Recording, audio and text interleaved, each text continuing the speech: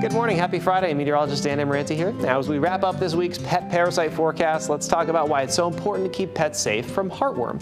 You may have heard of heartworm. It's a serious disease caused by a blood-borne parasite. And if your dog gets heartworm, it can cause damage to everything from their lungs to their heart.